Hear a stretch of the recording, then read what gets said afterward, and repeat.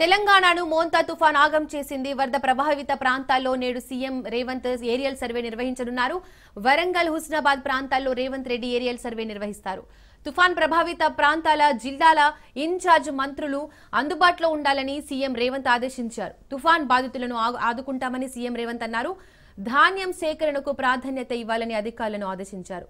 అన్ని విభాగాల అధికారులు సమన్వయంతో పనిచేయాలని సూచించారు. ఇక దీనికి సంబంధించి మోర్ డీటెయిల్స్ మా ప్రతినిధి చంద్రశేఖర్ అందిస్తారు. చంద్రశేఖర్, చెప్పండి, సీఎం రేవంత్ ఇవాళ ఏరియల్ సర్వే నిర్వహించనున్నారు. సీఎం రేవంత్ తో పాటు ఎవరెవరు వెళ్తున్నారు? సీఎం రేవంత్ షెడ్యూల్ ఏంటి?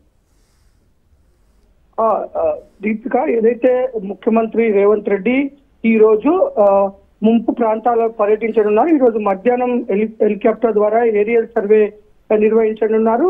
ఈ నేపథ్యంలో ఇటు హన్మకొండ, వరంగల్ తో పాటు హుస్నాబాద్ ప్రాంతాలలో ఏరియల్ సర్వే నిర్వహించి అసలు మోతే తుఫాన్ వల్ల ఎలాంటి నష్టం సంభవించింది అనే అంచనాకు వేసే విధంగా అసలు అంచనా వేయడంతో పాటు ఎలాంటి చర్యలు తీసుకోవాలని సమీక్షించే భాగంగా ఈ రోజు మధ్యాహ్నం ఏరియల్ సర్వే ద్వారా మొత్తం సమీక్షించనున్నారు. అనంతరం మధ్యాహ్నం 1:50 హన్మకొండలోని ఆర్ట్స్ అండ్ సైన్స్ కాలేజ్ లో హెలిప్యాడ్ ద్వారా చేరుకుని ఉన్నారు. అక్కడి నుంచి తను కొంత ఏదైతే ఈ మోతే తుఫాను వచ్చిన వరదల వల్ల ఎఫెక్ట్ అయిన ప్రాంతాలను సందర్శించనున్నారు. రంగంపేట, సమ్మయ్య నగర్, పోతన నగర్, హన్మకొండకు చెందిన ప్రాంతాలతో పాటు ఇటు